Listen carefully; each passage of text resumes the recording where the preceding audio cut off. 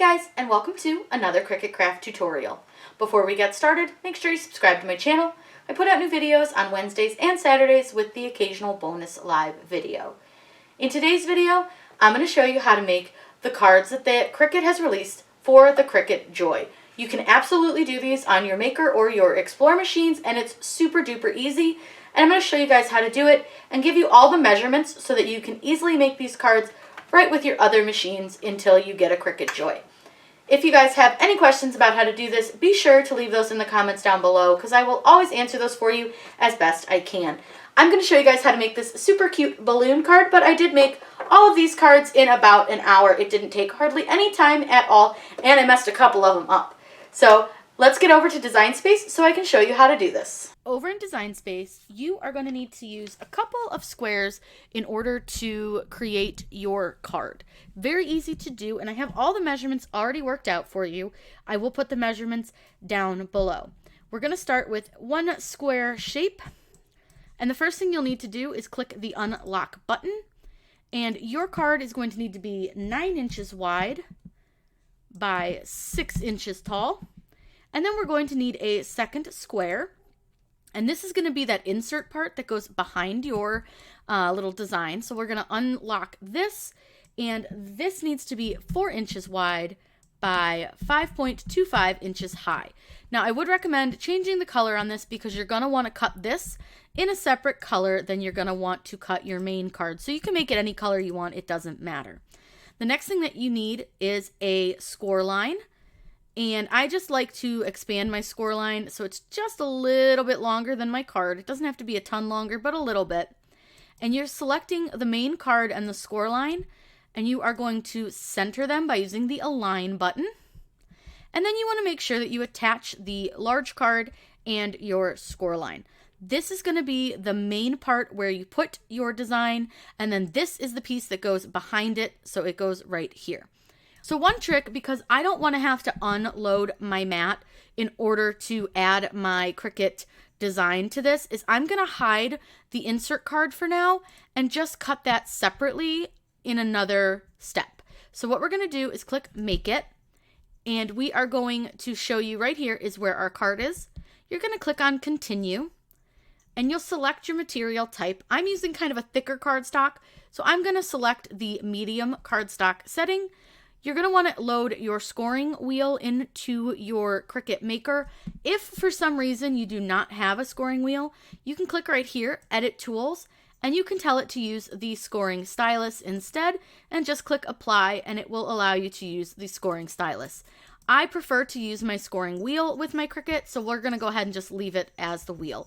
I'm going to show you guys how you put your wheel in, and I'll show you guys the card cutting out. This right here is your scoring wheel, and a lot of people will get this confused with the rotary blade. They look very similar, but your scoring wheel has this little number, this way so it's the correct way, has this little number 1 on it, and this is part of our quick swap housing, so it should have a button on the top of it that you push to take it in and take it off.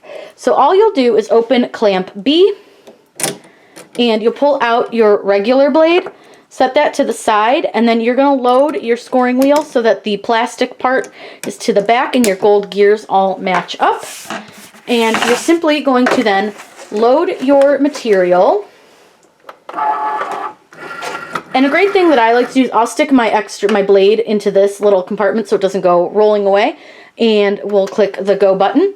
It's going to take the blade housing all the way over to the right-hand side, and it's just reading what blade it is to make sure that you have inserted the correct blade. If you insert the wrong blade, it will have you reinsert the correct blade.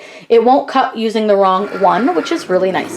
So it's going to score. This only takes just a second, and you'll see once it's done scoring, it lifts up, and my button over here with the load, the little Cricut logo will flash just to let me know that it's time to change my blade.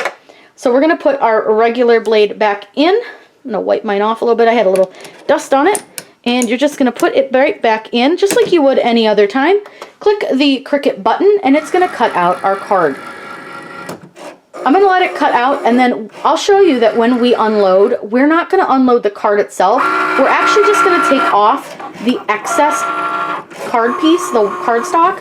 And the reason I'm doing that is I found it a little bit easier to line up my design without unloading the mat. I found reloading it and trying to get it to the edge just didn't quite work for me. You could totally try it if that would be your preference, but for me, I just found this way a little bit easier. So we're gonna unload this, and you'll see I'm just gonna pull off this part, the excess, and I'm gonna leave the card right on it. We're gonna go right back over to Design Space, and I'll show you guys how to line it up.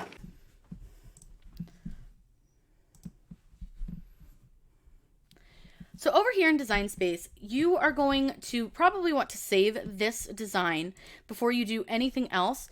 But what you can also do is open a second window, minimize everything, and just click the Cricut Design Space again, and it opens a second window.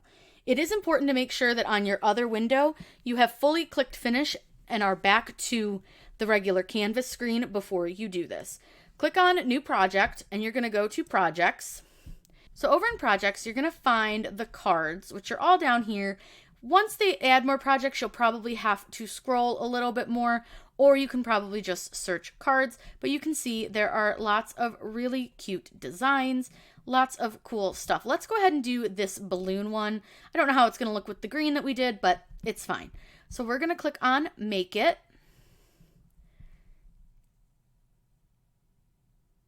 And in order to make sure that it cuts the correct direction, so when you fold your card, you need to actually flip it upside down all the way and make sure it's nice and straight.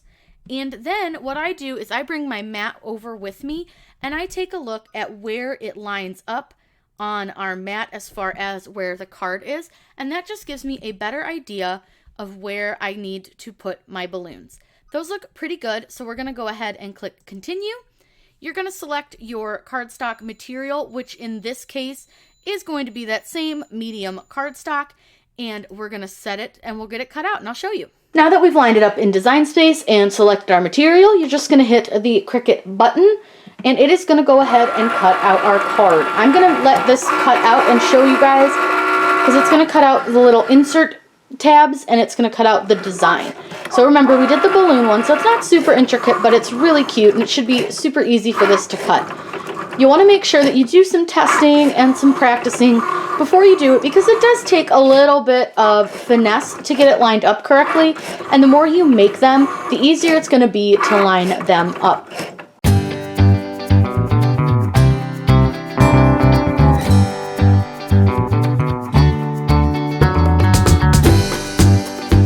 So it's finished cutting, and we're going to go ahead and unload our mat.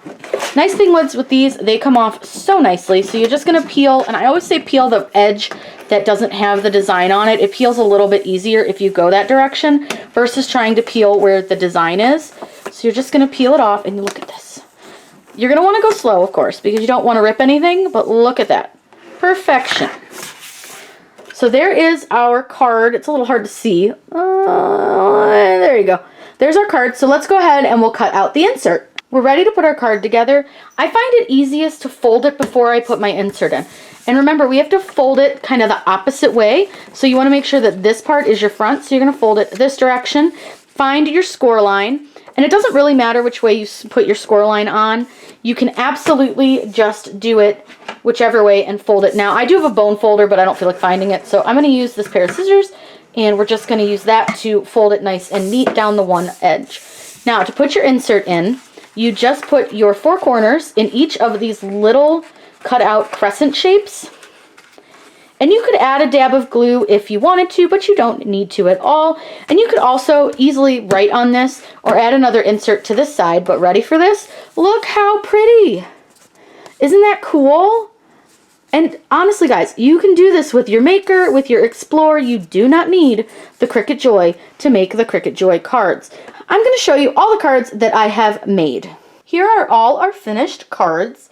Like I said earlier, I did these in about an hour, and that was with screwing a couple of them up a couple of different times. They are really, really beautiful, but really easy to do. And again, you don't need the Cricut Joy to do it. If you guys have any questions, please leave them in the comments down below. I am always happy to answer those for you. Make sure you subscribe to my channel. Hit that bell icon because that will let you know when I post a new video. I post on Wednesdays and Saturdays with the occasional bonus live video. I hope you guys have a wonderful day and happy crafting.